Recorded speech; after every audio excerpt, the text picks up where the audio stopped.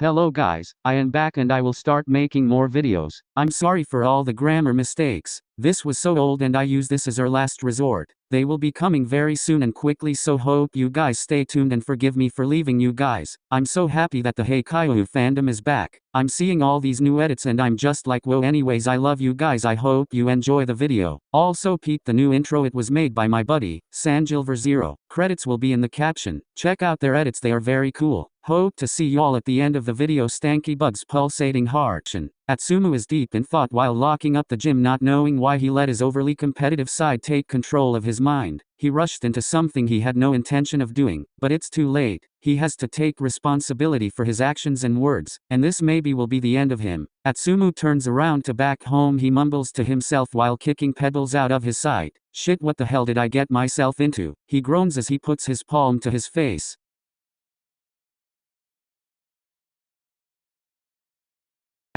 Atsumu gets to his doorstep and checks behind the flower pot for the key, but it isn't there. Shit, I hope Osamu isn't playing a dirt trick on me again for the 5th time. Atsumu mumbles to himself as he tries checking other places for the key. After a few minutes of looking, Atsumu gave up and admitted defeat. Atsumu rang the doorbell hoping his twin wasn't asleep, so he can open the door to this house. Atsumu thinks to himself, well, mom won't be home anytime soon, so he's gonna have to open somehow. A few moments go by and nothing at all, just the wind blowing and the bushes brushing up against each other. Atsumu picks up a rock that's big enough to make a sound and not big enough to break the glass window and begins throwing it at Osamu's window. Atsumu takes a deep breath in and get prepared to yells from the top of his lungs. Osamu, if you don't get your ass up and open the door, I will tell mom it was really you that broke the vase that time. It went silent again. Atsumu sighed out of disappointment and plotted himself down in front of the porch. He begins scrolling on his phone for about 15 to 20 minutes until he heard heavy running footsteps coming his way. Atsumu swiftly looked up to see a pale-looking curly-haired male dashing through him with a little puppy in his arms, the male's face looking distraught. Atsumu got up swiftly, thinking to himself, what the actual fuck is running to, or what he running from? Atsumu snaps out of it as he heard the curly-haired boy scream, "Run, start running." Atsumu was confused until he peered behind him and saw that following closely behind the curly head and his puppy was a big pit bull. Atsumu never gotten up so fast in life. He sprung up and ran with the curly hair male screaming, "How the fuck can you let this happen? Shit, I don't know, I was just walking my damn dog." Atsumu was already agitated from being locked out of his house earlier and now this. The two males ran through the neighborhood, Atsumu not knowing where the hell he was going, just following the curly head's lead. "My house is just around this corner. When we get there you'll hold Sunny so I can unlock my door and you can distract the dog," the curly-haired male said with short breaths. Atsumu is stunted at this request. "Why do I have to do it? Cause if I put my puppy down, God, know what will happen, please help me out here." Atsumu had a few seconds to think as he and the curly-haired boy was approaching the corner. "Please." The pale male looked like he was about bursted into tears if Atsumu said no. "Alright, shit, fine," Atsumu says as he snatches the puppy out of the pale male's arms, lifting the puppy above his head and continue to run in circles as the pit bull chases after them. The curly-haired male rushes to his front door and fumbles to get his keys out of his pockets. "Hey, I'm kinda getting tired over here, hurry it up." "Shit, I know, just give me a second." The curly-haired male got the key out and pushes it into the lock and turned the doorknob and flung the door wide open. "Get in, come on now." Atsumu wasted no time in dashing straight into that house with the puppy in his hand with the pit bull trailing behind him. The curly-haired boy then slammed the door shut as soon as he could, causing the pit bull to knock into the door. Atsumu then sat that puppy aside and started panting for him run for what felt like a marathon. "Ah, shit, I'm never doing that again," Atsumu said as he dropped himself on the curly-haired boy couch. "I'm sorry about that,"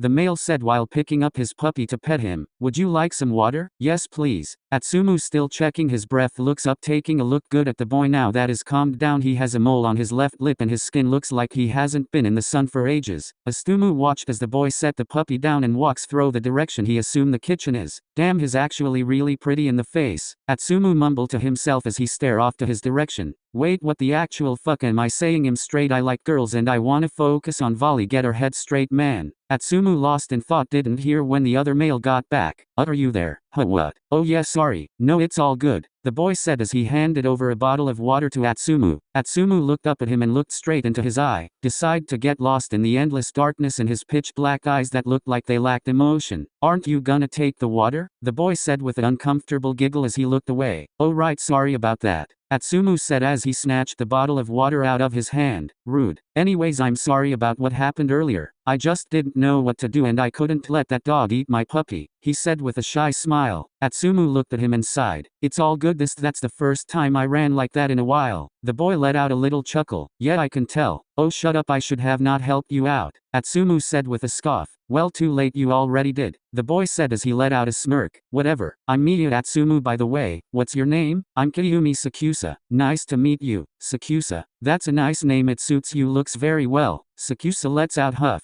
"Does that mean you think I'm prickly like a sakura tree?" he said incredulously, already anticipating where Atsumu was going with that one. "No, but now that I think about it, yeah, it kinda does." Atsumu looked up at Sakusa, seeing a deadpan expression on his face. "Did I offend you? I was only joking," Atsumu said with a little giggle. "Of course I'm not offended," Sakusa said in that same cool and calm demeanor. He obviously didn't like being compared to a plant, but he knew he was being overly sensitive over a small and harmless joke. It was a terrible joke, he added, tone still even. "You should work on better material." Atsumu rolled his eye at the taller male comment about his joke. "Yeah, whatever, I'm going to call my twin brother to pick me up." That stopped Sakusa instantly. He hadn't expected Atsumu to leave. "What do you mean you're gonna call your brother, and you have a twin?" he questioned, trying not to let the slight hint of concern waver into his tone. Atsumu relied. "Yeah, I gotta have a twin brother and I need to go home, it's getting dark." It was only natural that his concern heightened when Atsumu mentioned it was getting dark outside, and that he was going to wait outside, alone, for his twin brother to pick him up. "You're just going to sit outside all alone in the dark?" Sakusa questioned in slight disbelief.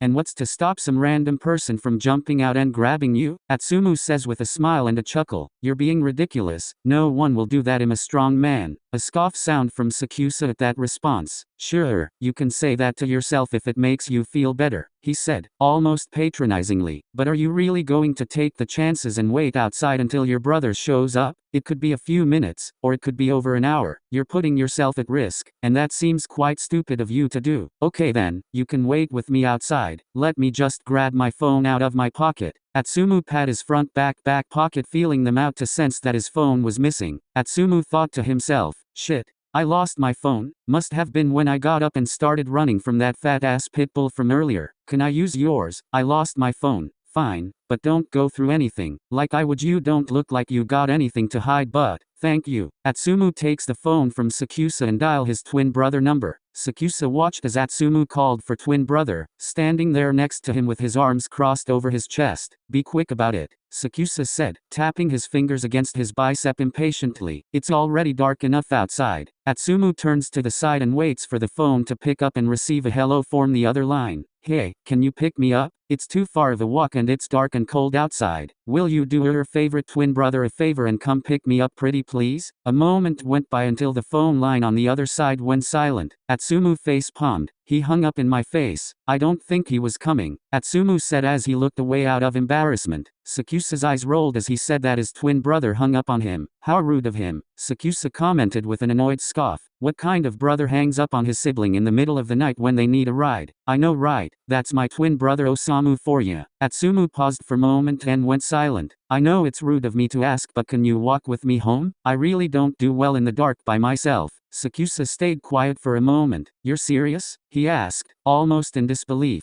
"Deadass, you really want me to walk with you home?" Atsumu looks away out of embarrassment. "I helped you, now you need to help me." A huff of an annoyed sigh fell from his lips. "Fine," he said, voice slightly gruff. "But I'm only doing this because you helped me with my puppy. Otherwise, I would let you walk by yourself."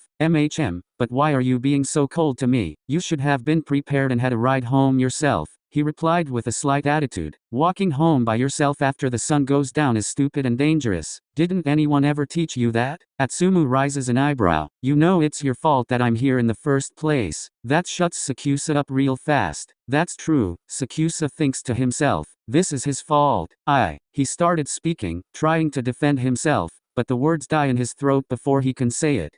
Fine, he sighs. I'll walk you home. Now that's the spirit, let's go. Thank you. Stop thanking me, he said, though not as grouchy this time. Just get going. The quicker we get going, the quicker this will be over with. Yeah, whatever. You should be thanking me, Atsumu says as he rolls his eyes at the other male. He follows Atsumu outside, immediately shutting the door behind him.